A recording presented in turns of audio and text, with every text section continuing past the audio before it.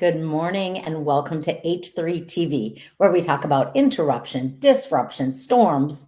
But more than anything, we talk about how do we stay hopeful, healthy, and happy in the midst of the storms of our life.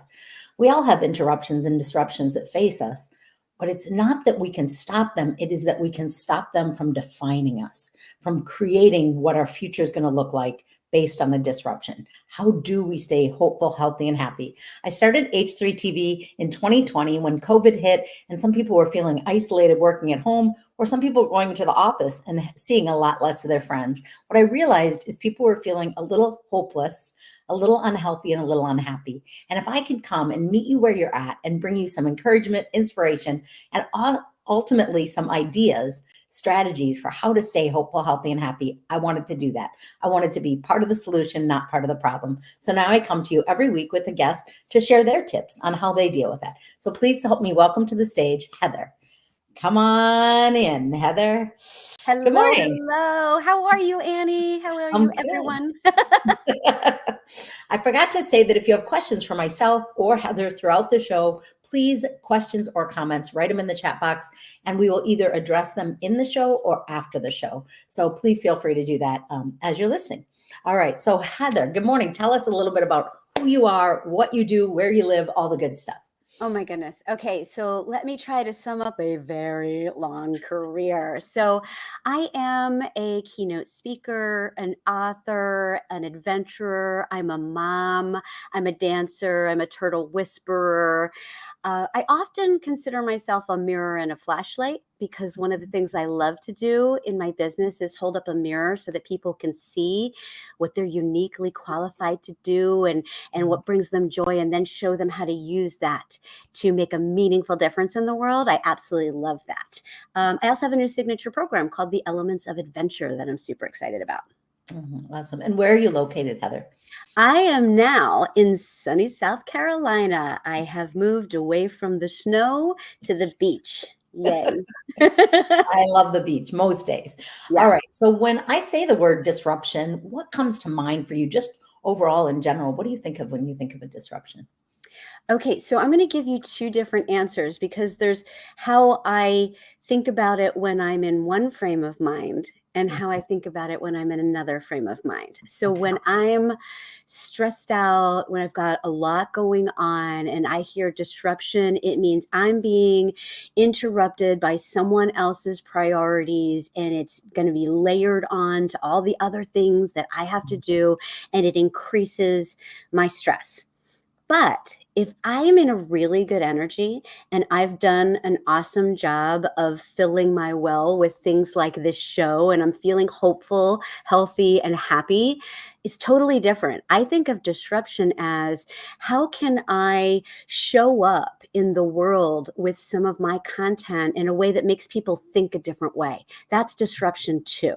So it depends on where I am, how I would answer that. I love that. And it's totally true, and that's why it's so important to have these tools before the disruption comes. Like, let's Exactly. get grounded, let's get good, because life's going to happen. But if I'm in a good place and filling up with good stuff, I can deal with it. So, what is one personal or professional disruption you've gone through in your life that you faced that came at you maybe when you weren't prepared for it? Okay, so I do have, oh, I've got like a million examples, but I'll give you one that immediately comes to mind as a negative disruption, right? Yeah. So my career pre-speaking, which is I've been speaking for 25 years, but pre that and then before the sales, my first career was that of a professional dancer. And so I was at the height of my career. Things were going great. I had an awesome role. I was in a rehearsal. We were going to be opening the show the following week, and I did a grand jeté during the rehearsal, and I came down wrong on my foot, and I broke it in a bunch of different places, and it completely changed the trajectory of my career. And that was a disruption that created not just days, but almost years of this black cloud over my head that impacted how I showed up. Now, the little optimist inside of me that has since gotten much bigger and taken over would periodically, show herself and remind me that, you got to show up, you got to do the right things, and everything's going to be okay. But there were so many moments where I was like, why did this happen? How could this happen? And I finally did learn a lot of amazing lessons from that. And if that hadn't happened, I can now look back and say, okay, well, I've learned this, I've become stronger, I do things to impact more people in a bigger, better way than I would have if that hadn't happened. And so I think that's an important thing when something crazy like that happens to you, to be able to closer than what I did, right? You shouldn't have to wait years to learn that lesson, but we all kind of sometimes do, because we have to learn these things on our own. Yeah. That's right. We're all on our own journey and time Yep. frame. That's part of what I write about, is that there's no right timeline. Heather, that's a great example, because really it impacted your professional and your personal life, right? It was your 100%. physical body. It was also Mhm. your career. It was Yeah. your vision for your life. It was what you knew to that point. Yeah. And so when that happens, I like your analogy of a dark cloud. I think that's very real for people. Sometimes I start speaking in a dark room because people identify with that darkness when life is hard, when it's disrupted, when it feels hard. And so on those days when probably movement, let alone future plans, was in jeopardy or changing or shifting or being disrupted, how did you stay hopeful with that dark cloud? How did you remain hopeful in what your future could look like? Well, I think that there were I think that's the period of time where I came up with this realization, this philosophy that our mind impacts our body and our body impacts our mind. It's cyclical. A lot of times people either talk about one or the other. They Yes. talk about how important, how powerful your mind is to be able to change your state and to actually improve your health, and that we need to use that to make those changes. And that I did. But it's also the other way around. Mhm. And so your body impacts your mind too. And so when you're unable to get there by just thinking it, then changing where you are, what you're doing with your body, stretching or moving, even if it's just walking, and re-energizing that way can help shift your state. But when you use them both in conjunction, it catapults your results. And so that's when I started to really think about that. And I recognized that the doctor who told me I would never dance again may not have been right. So maybe I needed to take different actions. I had to ask different questions. And I did, and actually dance to this day. I'm dancing tonight, as a matter of fact. Yay! Good for you. I love that. You're saying some really important things here, Heather. So one thing that you're saying that I think is so important for our listeners is we're one being. So we're body, mind, spirit, all of that. We have to think about our head, our heart, our physical body, our emotions. I'm always like, I'm speaking to one being. So whether you say focus on professional, focus on personal, it's one being. So you really 100%. recognize that. The second thing you said that I really like to always shine a light on, and that I believe to be one of the best forms of medicine, is movement. Yes. And whether that's stretching or walking or dancing, movement heals us in so many ways. It releases stress. And even if we can't move our legs right or our foot right, we can move our arms or move our mind or start to make progress. The other thing is that when people bet against us, which I have had a lot of in my life, and a lot of that doubt, we can choose to shut down because of it or use it as fuel to catapult us moving forward. And so when that doctor said to you, you'll never dance again, something inside your head said, want to bet? Yeah, exactly. Watch me now, watch me. And I love that. I think that when we use that push down as fuel to keep going, amazing things happen.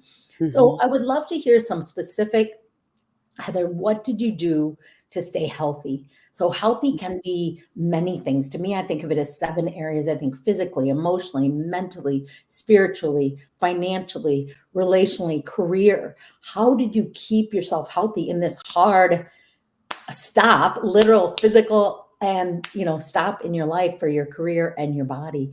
How did you stay helpful? What were some specific things that you did to stay healthy? Well, I think that there are things that we do for and against our bodies, right? That improve our health and that don't. And we actually know. We know, and sometimes we don't listen, right? And so really focusing and prioritizing health is super important to me, and it always has been. I've been with that situation personally, but also surrounded by other people who very close to me experienced some very difficult illnesses and a great impact on their health. It caused me to really prioritize that always, often, and so the way that I eat, the things that I choose to put into my body, the things that I choose to put into my mind. And I was just having a conversation with someone about this yesterday, choosing that to not listen to certain things or to, shift the focus to something else, to include movement in everything, to ask myself, how is this thing that I'm doing, that I'm consuming, that I'm thinking, how is it making me feel? Do I feel vibrant or do I feel exhausted? Listening to myself. I always say this when I'm also a certified yoga instructor. And so one of the things that I happen to say a lot in my yoga classes is listen to your body. Your body's going to tell you. I say the same thing to my sons. Listen to your body. How does it really feel? And when we get in tune with our bodies, its goal, its purpose is to serve us. And so you're working in that as that whole being that you mentioned, Annie. Yeah, I love that. I feel like you said, feel, fed, fueled, and listen. I love that. Yeah. And I'm like, because I'm always listening. What are the words she's teaching us right now is that we've got to feel, where are we? How does this make me feel to eat this, to listen to this? Is it feeding me or depriving me, right? And fueled and listening. I remember when I was pregnant with my daughter, I craved rice and peas and steak, like on a daily. And I would say to the doctor, what is going on to me? Like the cravings were so loud. And I had to eat that steak, that red meat. Personally, that's what I needed. My iron was low. And he said, oh, your body's always talking to you. He said, most of us are too busy to ever listen. That's true. Your body's always talking to you. You're just slowed down enough to listen. I thought it's so interesting. If we are intentional about listening to our body, it will tell us what to eat, what to listen to. It will tell us when it's draining us and when it's filling us. So I really love that, Heather. I think it's so important. Also, I am not a big yoga practicer. I kind of wish I did it more.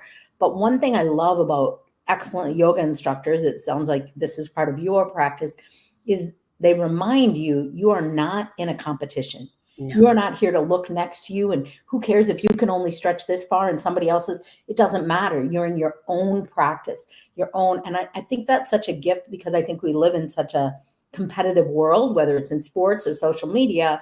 So to be in a space that says, stretch, move in this way to the best of your ability. You don't have to do it perfectly or whatever. There's something really graceful and beautiful about allowing other people to be where they're at.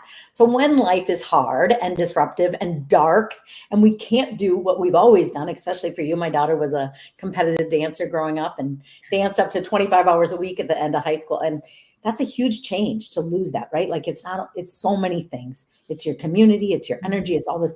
How did you find happiness? How did you find humor when you're sitting and unable to do all the things you've done for your whole life? How did you stay happy and find humor and happiness? Well, I do believe that it's super important to surround yourself with the right people. So there are going to be people that that you can turn to, that are going to make you laugh, or those people that will cheer you on, or those people that will stimulate a thought or creative solution, or who you can go to, and they're not always the same person. You should have like a whole community of people, your own personal board of directors that that you can go to support you, to lift you. And I know that, and maybe it came from the dance community. Maybe it came from my community at home. I'm not sure where it came from, but I've always known that and always cultivated that. And I find that in business now, it's even more important than ever. And that health that we're talking about on a personal way is really important to think about in business. Excuse me. That health in that personal way is also important to think about in business. I think that the well-being of our people, the well-being that we as leaders have to take a little bit of responsibility for, creating an environment that supports people. I think that that's something to recognize as well. So I would say definitely, own that you're the one who gets to choose, right? You have to take responsibility for how you feel and how you respond to things. But the power of surrounding yourself with good people that can remind you that the day is good, where you are is good, where you know that little thing that you did to brighten somebody else's day is enough. That's your purpose today, right? So it's all in how we frame it and how we think about it and who we surround ourselves with. Yeah, I'm laughing at myself that we're both wearing blue because we did not call each other before the show. So that makes me like everything makes me laugh. I look for moments to laugh all the time. Like I think that's silly, but blue is the color of trust. So it's actually a good thing for those Mhm. people listening is blue is saying we trust ourselves and we are trustworthy. We're going to tell you the truth. Have you ever done or taught laughter yoga? Because I think laughter is another movement and laughter are great forms of medicine. They Have you are. been part of laughter yoga or I keep hearing about it. I don't know. Yeah, no, I have not done laughter yoga. I have done some very interesting, like improv things that included laughter that I'm an open-minded human being. And at first I was resistant to it for Yeah. sure. But I do believe that laughter is a medicine.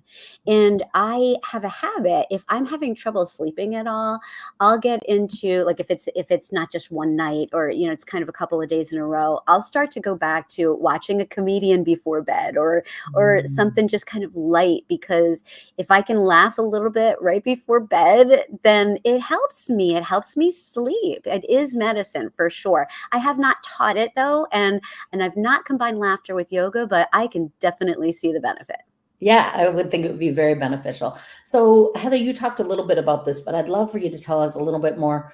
What are some of the lessons you learned through those multiple breaks of your foot? What did you learn that you didn't know then, that you know now, and you look back and think, oh my gosh, there was gifts inside of that. Well, I think that there are gifts inside every challenge, and it doesn't have to be a break, a big, crazy, life changing challenge. We can find those every day.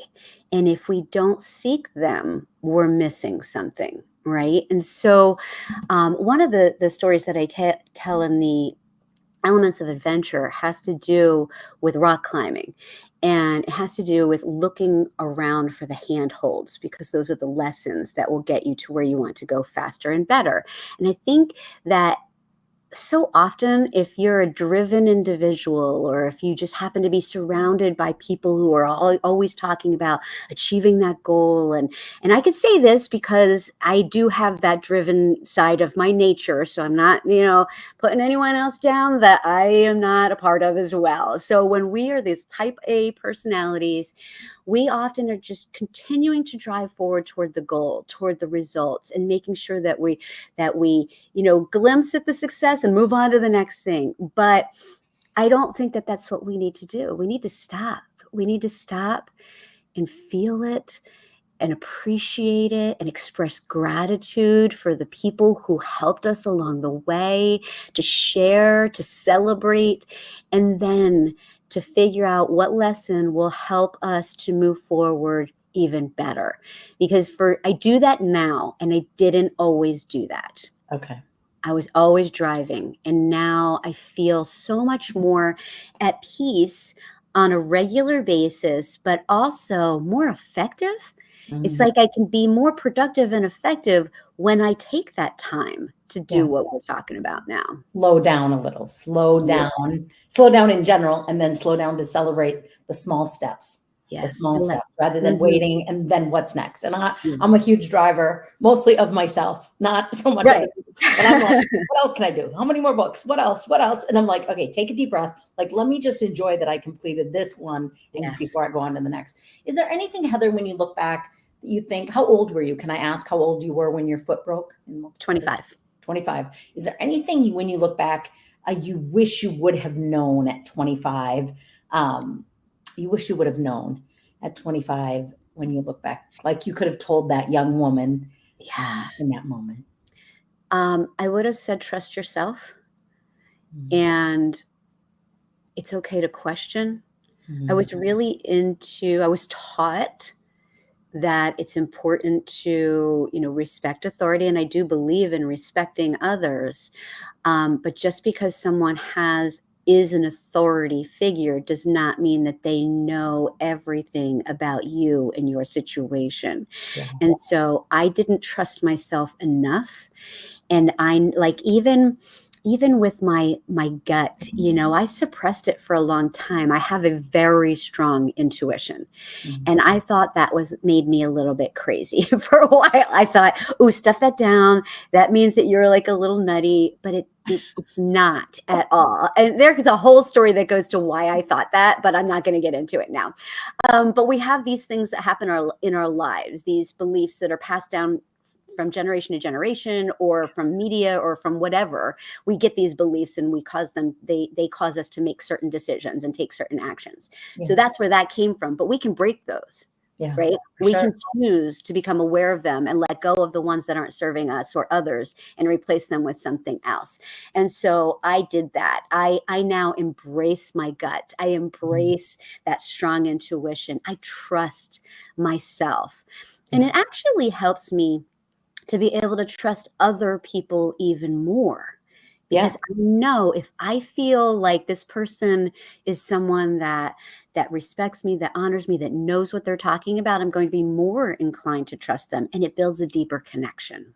Yeah, for sure. I think intuition's really a powerful gift. I've always been very intuitive. I don't always share it either because I know things that some people don't want to know. And I just have that, but I have learned and taught, trust your gut. If it tells you someone is trustworthy, they usually are. But if it Yes. tells you something isn't right, trust that, investigate that. Don't pursue when you feel that resistance. Take a break and think about it. So I like that a lot. So how Mhm. are you using, Heather, what you've learned? It sounds like you're doing it through speaking, but how are you using what you have learned to help other people today? Oh, that's a really good question. So I actually do it in many different formats. So I do the biggest part of my business is the keynote speaking, but I also have lots of products and lots of ways that I get free information out there. There's lots of ways that I share through articles and blogs and videos and books. I'm on my fourth book right now, and then those messages through the keynotes always extend. So with the elements of adventure, for instance, there's four different areas of it, four different elements where a business can go deeper. And so then that would be in different ways that might include consulting or training. So it's not so much about I do this, it's sitting in front of someone who may possibly need the tools that I have, and learning about them and finding out what would be the best way for you, your team, your company to be able to get this information and then be able to use it. Because that's what it's really about. It's not just about a one-time thing. It's about how can we make a shift, a real change to make a difference for our company or me as a leader, right? All right. Another question, Heather. I want to know, what's a success story? What's a story, either your own personal success or an audience or a client that you've worked with, and you've really seen them go from here over to here? What's a story that you want to share with our listeners of encouragement? Maybe they are at that place that they feel a little stuck, a little disconnected. What's Okay. one of your success stories personally or as with one of your clients? Okay. So one of the things that I love about what I do that makes me like jump out of bed in the morning is this feedback, as far as people taking that extra step, writing me something, saying thank you, this happened, and telling me their stories. Because I believe the story is what causes people, sharing of the story makes people feel something. And I think that's really important. And so I'm lucky enough that that happens a lot. But one in particular is a client that I've had for a really long time, but in different capacities, right? So she started out as a planner who hired me to speak. And then we ended up doing some coaching. And then we did a program. And then we did some more coaching on something else. So, anyway, she's amazing because she's willing to look within. And I Mhm. think that there are a lot of people who, say that they want to make change, but sometimes aren't comfortable making the distinctions, the actual changes in habits and patterns that are required for real transformation. But she was so open to it. She didn't even realize there was a belief that she had from her past that was impacting how she showed up for others. The way that she grew up, the way that she had said to her, she integrated into her being, and it caused her to be very hesitant to ask for things, very hesitant to voice her opinion, because she was afraid that it didn't have as much value as someone else. And through the work that we did and her strength and perseverance, she's completely transformed that. She knows what she brings to the table, and she does it on a regular basis. And not only does she do it like in a way that has brought her more money for business, but she's changing things in her environment, in the world, in a really positive way, because that core, the heart of humanity and how we show up and the difference that we make in the world is what it's really all about. It's not just about us. That's right. That's right. Yes, it's not about us. Yes. Thank you for that. You're cracking me up, Heather, because I bounce out of bed. Like I jump out of bed Yep. because I love my work. And when I get like exhausted or a lot of rejections because I put my name out there and I haven't gotten chosen, my husband always reminds me, honey, you do this because you love people and you really think you can help them. It doesn't matter. Don't compare yourself to other people. Be you and keep showing up. And I also 100% agree. The greatest reward is the notes, whether it's a text message or Facebook or LinkedIn or handwritten, of what people did because of our work, because of our words, because of us challenging their thought and re-encouraging and inspiring them to challenge their own thought so that they can become what they're meant to be. I'm rereading probably for the 5th time, Purpose Driven Life. And I know a lot of people speak about gratitude, but I love to speak about generosity, that gratitude's all about me. But we're not really created for all about me. We're created for like take care of us. So it can be all about how we support other people and make a positive impact in the world. So you crack me up that you bounce out of bed, because I often say, I love Mondays. And people are like, what is wrong with you? I'm like, I try not to work Sunday. So Monday I get to go back to work. How many people feel like I get to go back to work? But when you love what you're doing and you know your why and you see that result. So I love that for you, Heather. And I also love that transformational journey. Such a great reminder that it's not like, oh, I heard Heather once and I changed my whole life and it's great. No, you work with this woman over and over and in and out in different ways, in different capacities. But she did the work. She was willing to do the hard work to become who she was meant to be, not who she thought she was, especially when it's based on some past mixed message, wrong message, wounding, trauma, whatever that is. So I love that so much. Well, Heather, this has been great. Thank you for sharing a piece of your story, your professional story, your personal story. What would be the best way for our listeners to get a hold of you, to reach out, have a conversation and talk to you? Where's the best place to reach you?